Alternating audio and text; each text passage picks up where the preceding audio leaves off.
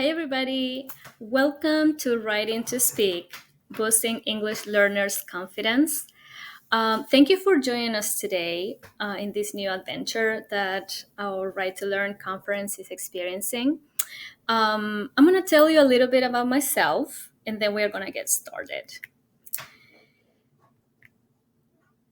I'm Karla Pino. I'm going to move this a little bit right here.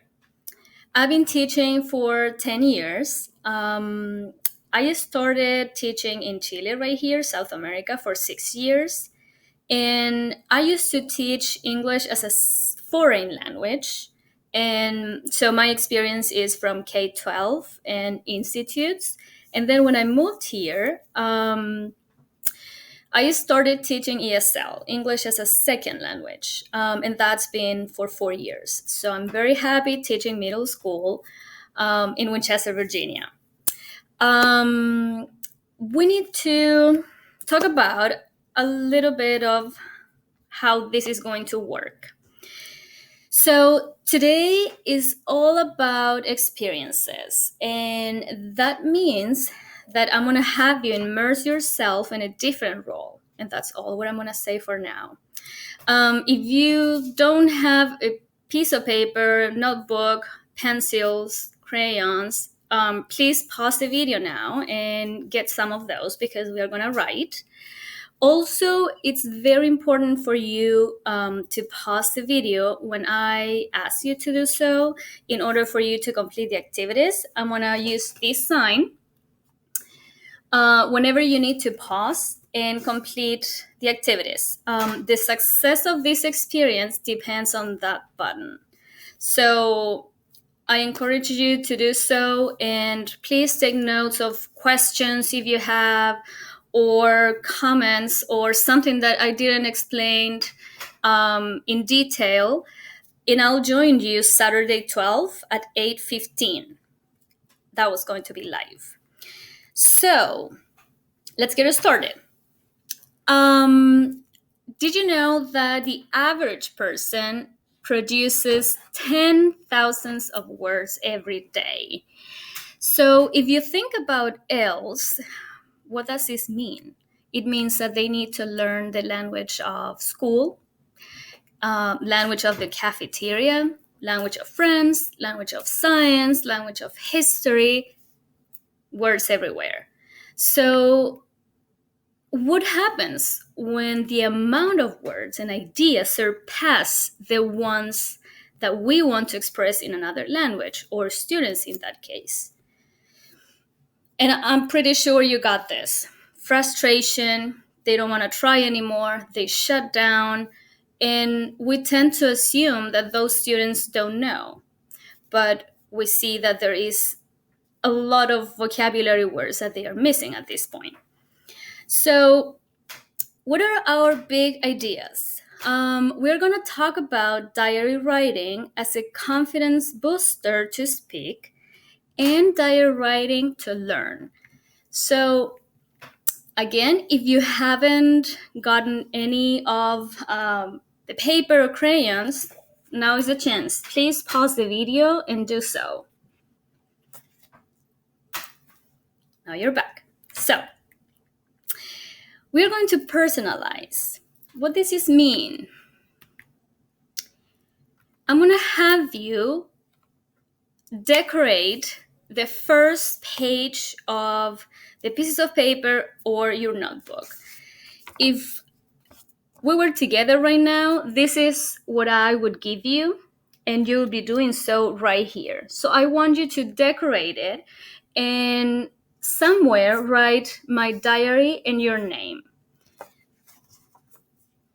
Now pause the video. Okay, now that you're done with your decoration, please use the first page of your journal. That would be this one.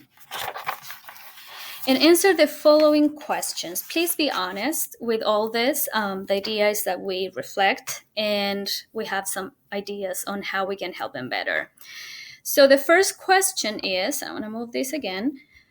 Must ESL students wait until they develop a certain oral and reading proficiency before they begin to write? How do you work with ESL students within your classroom, and how do you feel about that? So please take your time. Normally, I allocate 5 minutes for this, but you can take as many minutes as you need. So now, please pause the video and answer the questions. Since we are not face to face, I can't really hear why you decorated or your answers. So I'm gonna ask you, please send those to my email if you have the chance, or if you're on Twitter, tag me on those so I can see what you did. So I'm just going to tell you what I've seen regularly when I do this presentation. So when it comes to decoration, normally we choose our hobbies, our favorite experiences, things that we like, and normally things that we feel identified with. So using that makes it like if something that's mine, personal. Then if we talk about work with ESL students, every teacher feels that we need more support.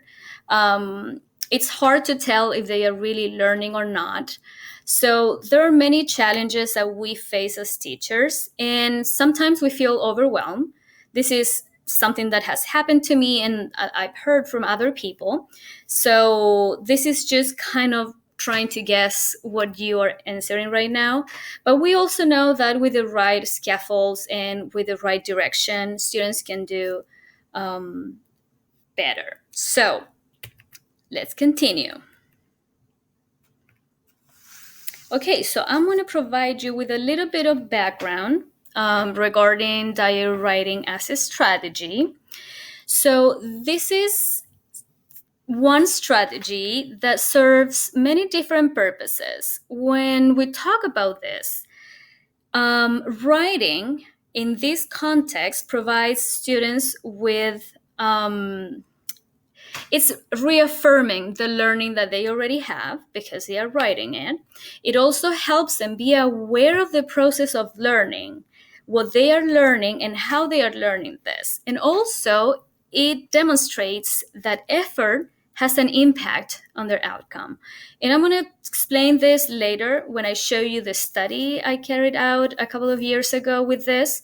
So we can expand on that, and we'll talk about this more. So again, when we talk about diary writing, it can be just for the sake of writing, like personal writing, my experiences, but you can also integrate other skills and different content areas. This strategy, it was very interesting for me to learn that when this was developed by Oxford, here you have all learning strategies, and then you have different subcategories for those. Diary writing is right here, effective strategies. So, why it's under that umbrella? Because it helps decrease anxiety, and it also helps them learn to regulate themselves as they learn. So, this is where this strategy is placed for language learning. Okay, so now I'm going to ask you to pause the video when the instructions, when I finish giving you the instructions. So you're going to pause the video. Escribe. Bueno, tú sabes que las opiniones son muy importantes porque nos habla de quiénes somos. ¿Están listos? Vamos a responder la segunda pregunta en la segunda hoja de tu diario. Entonces, dice, si tuvieses la oportunidad de viajar al lugar que quisieras, ¿dónde irías y por qué? ¿Qué debe tener tu escritura? Tu escritura debe tener mayúsculas, puntuación correcta, sujeto, verbo, correspondencia, y solo debes ocupar español porque la profesora no habla inglés. Ahora, pausa tu video.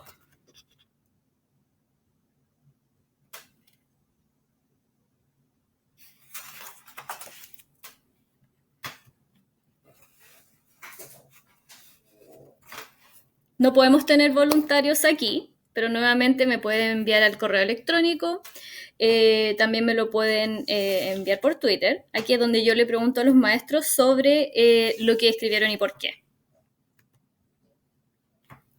Okay, so now I want you to write your reaction to this. How did you feel writing in Spanish? What would you need to make your writing better?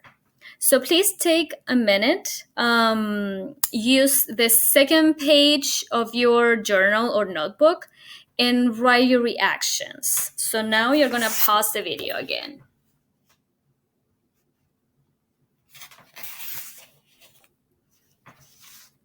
If you're back, it means you're ready. Intentemos otra vez. Si tuvieses la oportunidad de viajar a cualquier lugar, ¿dónde irías y por qué? ¿Qué debe tener tu escritura? Tu escritura debe tener mayúsculas, puntuación correcta, sujeto, verbo, correspondencia, solo español, la profesora no habla inglés.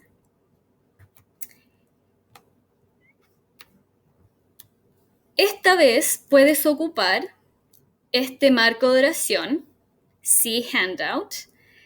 Dice, si tuviese la oportunidad de viajar al lugar que yo quisiera, iría a, acá necesitas el nombre del lugar, porque necesitas una razón. Además, vas a agregar otro lugar. ¿Y cuál es la razón de eso? Acá está en inglés. Solo español, la profesora no habla inglés. Ahora pausa en el video.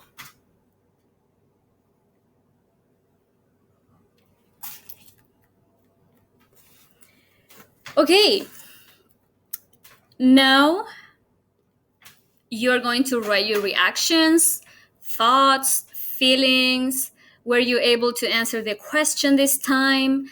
How did you feel writing in Spanish? Did you focus on the message or meeting the requirements? And yes, in English. So we are going to pause the video once again. And I need you to write this reflection. You're back. So, intentemos una vez más. Si tuvieses la oportunidad de viajar al lugar que quisieras, ¿dónde irías y por qué? ¿Qué debe tener tu escritura? Mayúsculas, puntuación correcta, sujeto, verbo, correspondencia. Usa tanto español como puedas, puedes usar inglés.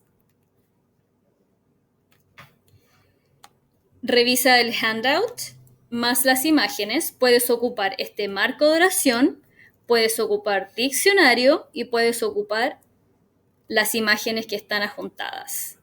Ahora, pausar video y responder tu tarea.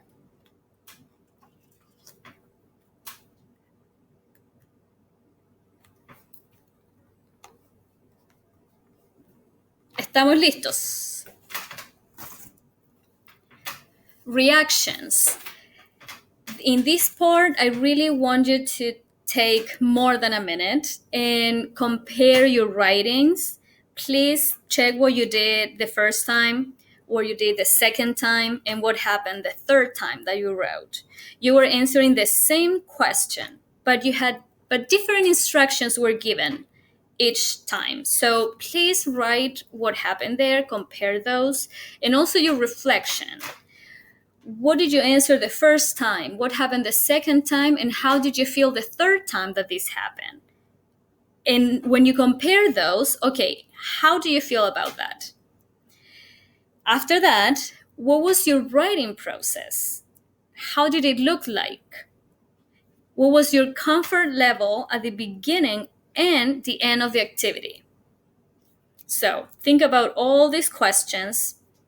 Please take the time, compare your writings, reread what you wrote, and if you have the chance, right here, you have my email address and also my Twitter account. So share. I really would love to see what you did. So now pause the video. And when you're ready, come back.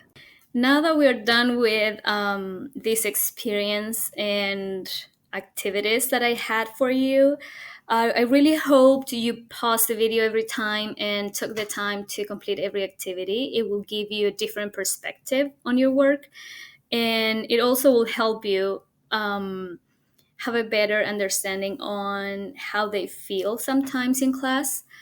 So please, if you have questions or you have a comment or you want to tell me that you felt awful, please let me know. And remember, I'll be live on Saturday at 8:15, but also I'm available via email if you want to do so. So, the writing process. Now I'm going to spend a little bit of time talking about what I did with my students a couple of years ago. I carried out a study regarding the use of this strategy to promote speaking. The population was 11th graders, so they were high school students. There were 40 students who participated. So I'm going to explain to you what I did and everything that was done to prove that it helps speaking. So when we talk about diary writing as a strategy, we know that writing is authentic because you can always connect with their personal experiences. And this is something that I feel is a must for students so they can easily make sense of what is happening. So those connections, person to world, so they feel connected. They know it's easy for them to learn when something is meaningful for them. When I talk about L1, that means their first language. So when we use this as a cognitive tool, meaning with a purpose, that affirms a student's identity. When students feel valued in their classroom or they feel the teacher cares and doesn't see their first language as an obstacle, it really helps them grow and understand that they can use it as long as it's going to benefit the learning in class. So when we talk about writing, sometimes teachers, my co-teachers, they said, I don't know if they should be writing in Spanish because I cannot read it. So that's true. But what happens when we allow them to write in their first language? They are able to use high order thinking skills, critical thinking skills. Why? Because they have the vocabulary, they have the experiences in their own language, even if they are learning about the solar system.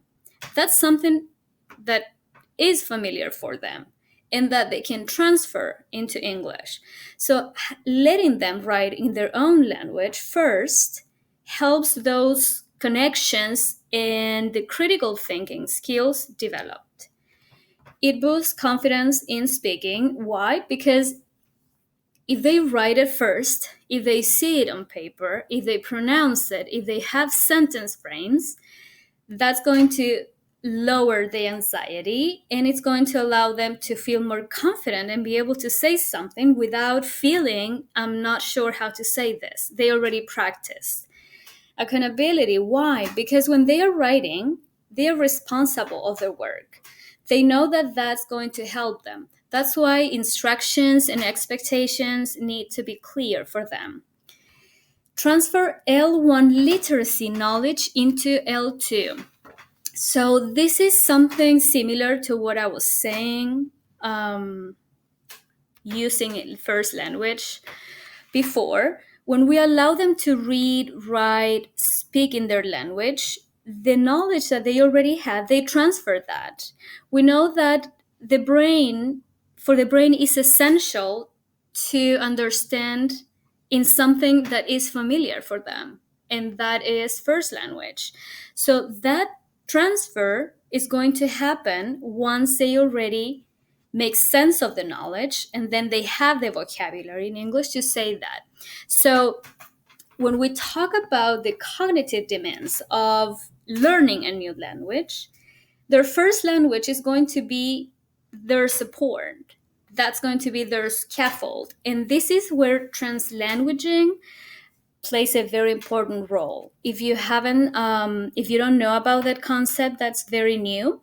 And this is using their first language to learn their second language. For example, having bilingual pictures or having instructions, specific concepts. So if you want to read about it, I can provide you with some interesting articles about that. So here we see some examples from their work. The instructions for them was just decorated. Take your time. I gave them time to do so and provided with everything they needed. So some people didn't decorate it, and that was fine. I said, if you don't really like decorations, just write your name. That's fine. But then we see others that really put a lot of work into this. And the importance of this is that I had a conversation piece with them. I could talk about the things that they show here, like, do you like nails? And she would tell me, oh, I really like nails and I want to do this and that. So it helped me know them better. That's why I think it's very valuable. They own it in this sense. So what I did with this was divide this diary writing activity into two. So one was related to their own opinions, and for that, I carried out a survey. The answer it was anonymous, so I would know what kind of things they would like and what are the areas that they would like to talk about. I asked for parent permission. It was everything, very in a very safe way. So then after I got all those results, I just the ones that had more interest, those are the ones that I created questions for them. So this is one, which is okay, a picture of yourself, meaning describe who you are and physically, psychologically. And note that right here, I added a grammar piece just for them to remember what kind of English they needed to use. When I met them the first time, they were very used to using grammar for everything. So it was very hard for me to stop that and have them use English as much as they could, but not so much the grammar itself, like in isolation. So I added that to make them feel more comfortable.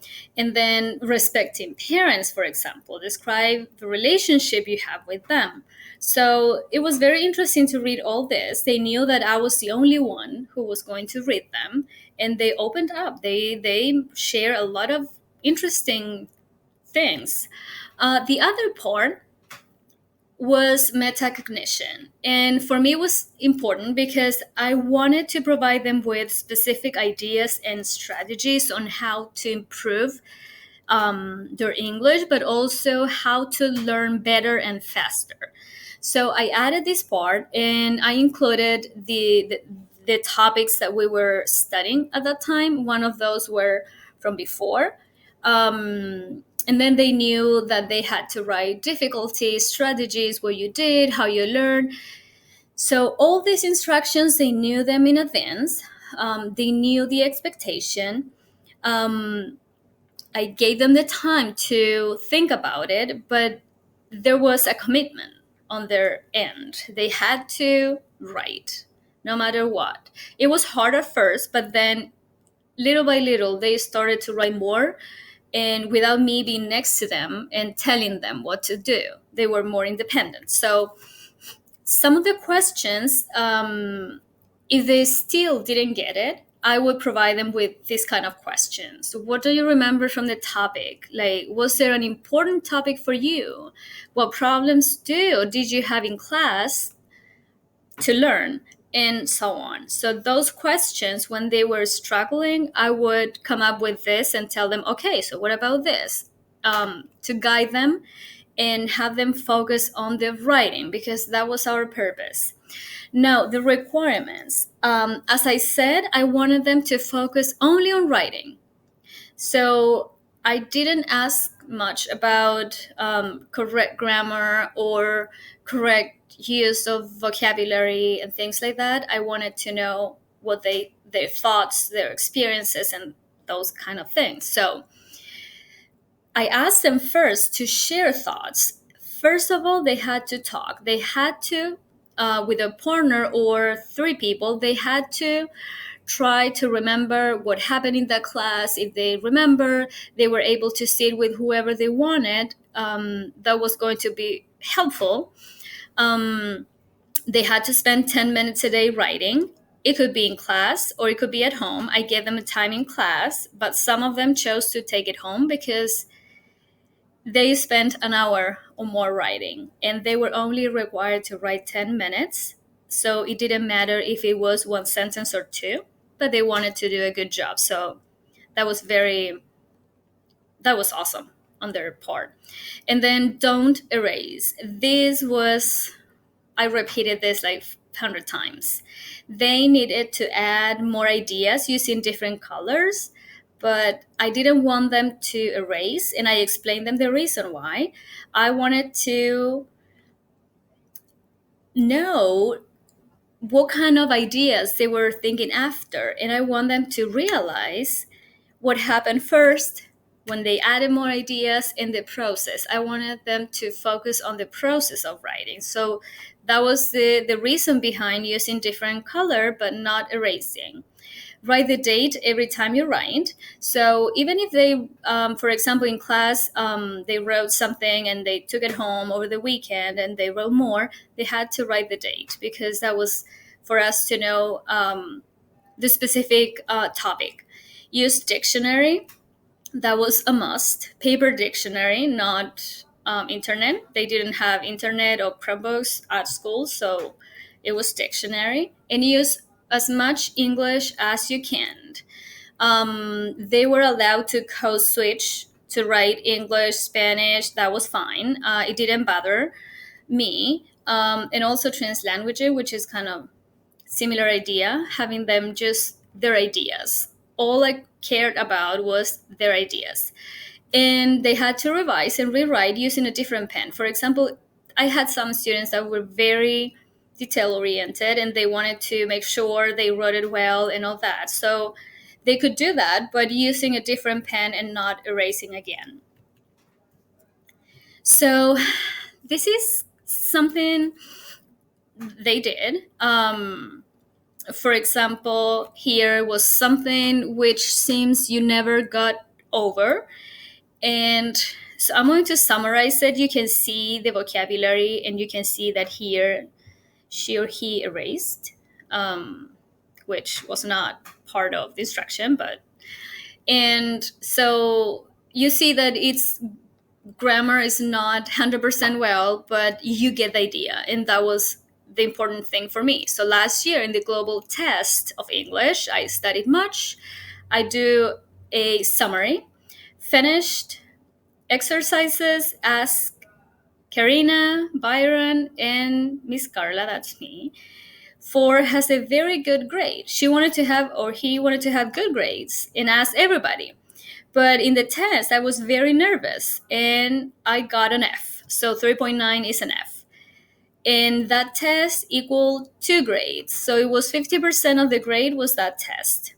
So, and she or he was very angry and did not went to the cinema with their friends. So you can see here that this is a personal opinion, and she or he did a good job explaining what happened and why still the person is kind of upset about it. Let me show you.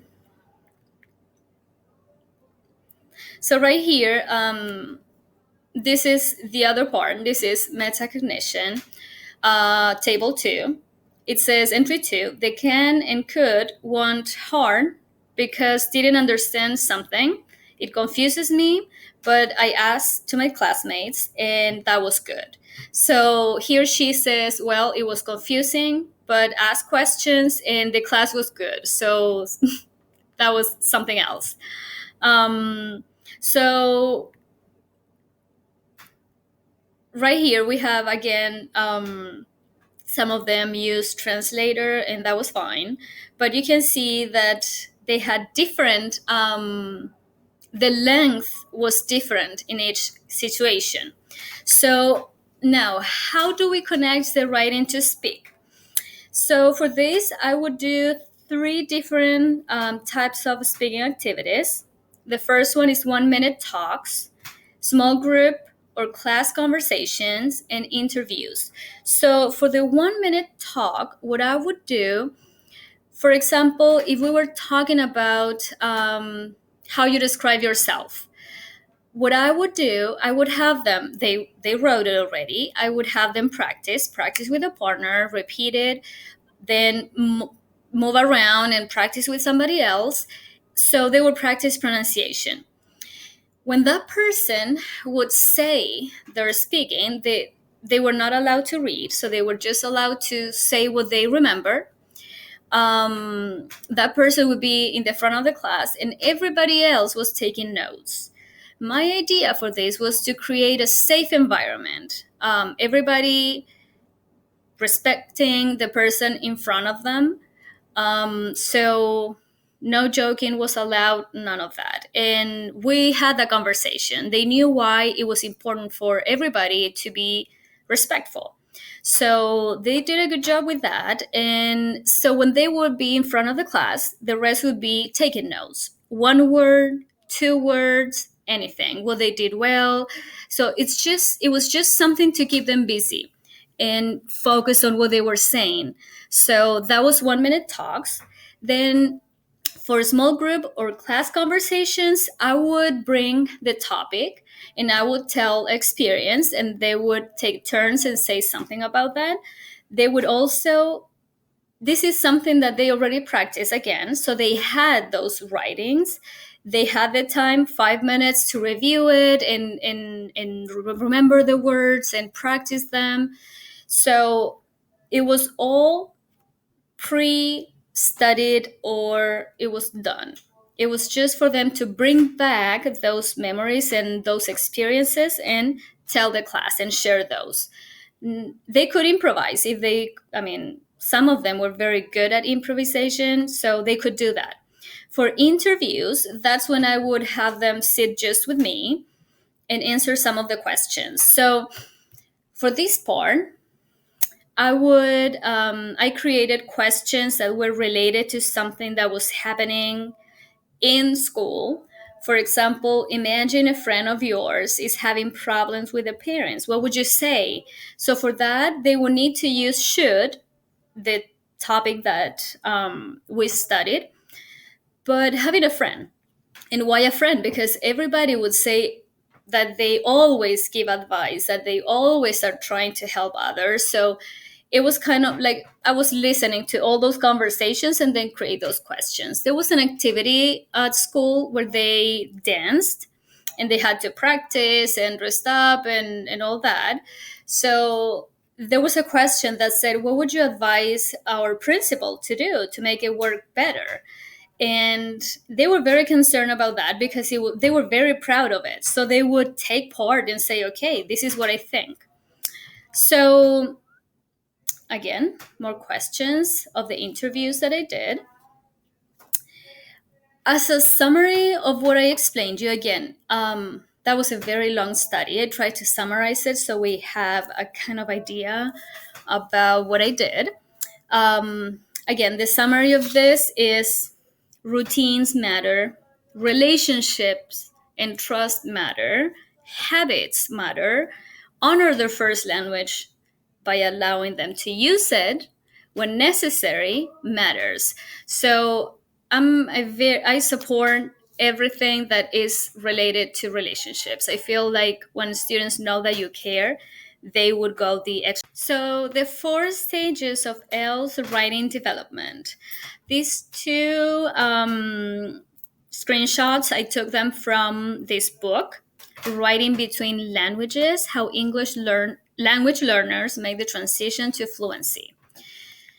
So we have two right here. This first one, there are 4 stages where they are going to transition. The first one is using first language. The second, code switching, they are going to go back and forth English in their own language. They are going to be using it at the same time. Then the third one is interlanguage. This is when they combine grammar rules into the other language. And then close to standard English. So these stages do not have a specific duration. You don't know when they are going to move from one to two.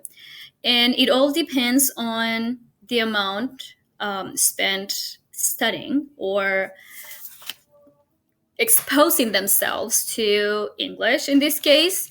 It also depends on us, because if we set specific goals for them and if we encourage them to practice and do more and read, this transition can be 2 years or less. So it all depends on the student and how he is being exposed to language. And then we have this interesting parallels in writing development of ELS, but also native English language speakers. So for English learners, we have the first language and then transitions to English writing. And then we have native English speaking children, oral to written. And then we have that they're going to use their first language, and native speakers are going to use oral language first.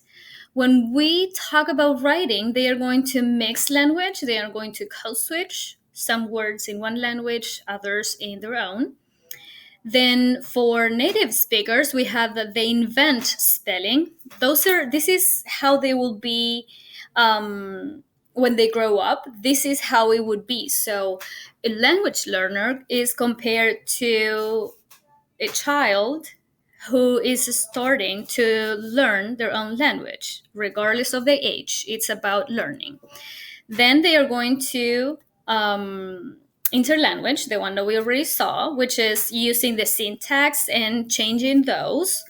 And for native speakers, we have conversational style to formal writing, and then they are both are going to approach to standard English writing. So this is interesting to see how when we compare native speakers and English learners, there are some things that they have in common. But again, the process and how much time they are going to be under this program depends on the exposure they are having. So assessment is something that sometimes I feel is tough for me, because we have to grade them. And we know that when it comes to writing, we cannot grade them as we are grading a native speaker. I think it's not fair. So for this particular study or this particular activity, the writing process is for their own benefit. So there are some grades, but it's mostly about how you do this, like how responsible you are writing and using your journal. So assess effort rather than content. 100%. You know, when a student tries and everything that he's doing, it's part of the instructions and everything, you see them struggle. But when I see effort, that's what I consider more than if they got 10 out of 10. Conference with them. So when they are writing, and you see, for example, this journal, and I see what she wrote, I'll say, okay, hey, come here. Like, what happened here? Where did you go? Tell me about that. So kind of showing interest in what they write, even if it's something I already know or something that everybody knows. It's just the fact having them with you and showing that excitement in the writing that changes the world. When if you allow them to write in their own language and you don't really know what it says, ask a student to translate for you. I know sometimes we shouldn't rely on them because they are not translator, they are students too. But if you're writing and it's collaboration, that would be a nice place to pair them up. Like if you put them together, that would be part of the work. Bilingual students, if you have them, you can ask them to summarize the main ideas of that, and you can also offer credit for it. You can ask them to draw and write captions for that. That way, it's easier for you to picture what they are saying. Teach grammar as needed. So, mentioned that I'm not a fan of grammar, like just, hey, let's practice grammar. But if we're talking about current events, they need some sentence frames, they need some language for that. That's when I'll use grammar and teach them, but without saying the word grammar, just teaching them, okay, look, this is what you can use, and right here, this is where you write your answer. You can have writing groups and have them share among them. You don't necessarily have to grade everything. It can be just writing group, share, you walk around, you see them work, you see their progress. That's something that you can also take into consideration. You can rewrite their stories in English. If you decide to have this journal experience, and they write about their stories, and you can always ask for help and rewrite them in English, and then go back and say, hey, look what I did, this is for you. Again, when you show they care, they go the extra mile for you. And also, this is something that I find very true. Homework in the best classroom is not checked, it is shared. That's why the idea of writing groups or having small groups and check on their own and do that instead of you doing all the work, it's also another idea. So after I did this activity that was almost a year, I had a focus group. So I would know what kind of experience they had, and if they realized of what we were doing. So there were some questions. For example, what are the benefits of writing? What was your experience? Is there any difference? Like, how do you feel now, before and after? What did you like about it? What was hard? And what you didn't like and why. So those are the questions, and I'm just going to read you one so you see what their conclusion and the reflection for that. For example, for confidence building, that was the category that I put some of the questions. For example, here, someone says, I noticed my mistakes. I did not use the dictionary in order to know how much I knew, and it worked. Then pleasure in writing. Let me see right here. 4. I think I like the idea of writing, and I'm going to keep on writing in paragraphs because I feel I'm learning all again in writing and speaking. Wonderful. Like, after I read all this, I felt that my point was proved. They were able to notice that writing helps them learn. Benefits. Let me see here. I improved my writing skills and vocabulary. I use the dictionary a lot, but I remember more words and I use them. And then challenges. Time and responsibility, a lot of homework, and I forgot to bring my diary. So at that time, they had 11 subjects. So they were very stressed. They had a lot of responsibilities. Writing more, it's difficult for me to express myself because sometimes I didn't know what to say. So those are the answers that they gave. Um, and now I'm going to show you some numbers. This is in Virginia. Uh, you know that the L population is increasing. We have numbers growing. Right here, this is until 2016, but you see that the growth is 349%. So we cannot stop, and we cannot assume that they are going to come to us ready. We need to keep working and finding the best strategies for them to learn English and be literate. So the percent of students, I'm sorry, Manassas have 42%, and so on. Winchester, this is right here. That's my district. Um, and again, the enrollment in Virginia, we have a large population, and in many other states, it's the same. So we know that we need to do more. We need to do something and keep learning and keep providing them with the best opportunities to learn that we can. So all these numbers show us that this is going to keep growing. Writing is essential for them. Writing allows them the opportunity to practice, also provides them with confidence because it's something they practice. They are going to write about things that they feel identified with, and you can always combine those two. They are not mutually exclusive. They are not going to be one or the other. You can always combine those and make it relevant for them. So I'm going to end with this quote. She was a teacher and she was a poet too. Many things can wait, children cannot. Today, their bones are being formed, their blood is being made, their senses are being developed. To them, we cannot say tomorrow. Their name is today. I really thank you. I appreciate you watching this presentation.